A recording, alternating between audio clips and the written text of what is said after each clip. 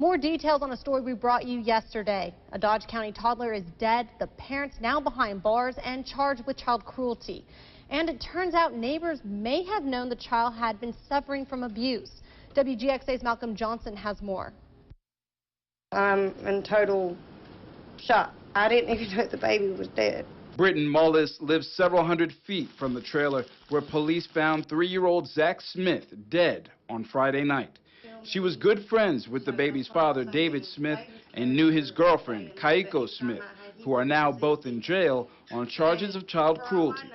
Mullis had seen bruises on Zachary, leading her to believe he may have been abused. Bruises. He had bruises. Mullis had been a victim of child abuse herself and decided not to report anything to the Department of Family and Child Services because she didn't think they'd be much help. 3 months later, and the bruises hadn't faded, and that was when he wanted to call social services, and I was like, well, something's not right, and I just don't really have faith in the system. Morris doesn't believe those bruises came from David, but from his girlfriend.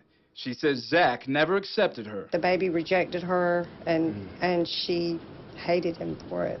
Told me she was starting to hate him and didn't even like him to be happy, not even for a moment. It like just drove her crazy. According to Zachary's grandparents, Zach's birth mother, Brandy Cheek, hadn't seen Zachary in more than a year. She has asked over and over to see Zachary and had been denied visitation, which they were legally married, so she still had rights to the baby. We just didn't know where David was. David, originally from Eastman, had just moved back in town 3 months ago. He and his girlfriend Kaiko from New York, who David met online, had stayed quiet on their whereabouts. The parents of Zachary's birth mother now wishes those who may have known something had spoken sooner. I think all the rest of these comments that people are coming with now is a day too late. I feel guilty. You know, I could have done more than just pray, and I didn't. Malcolm Johnson, WGXA.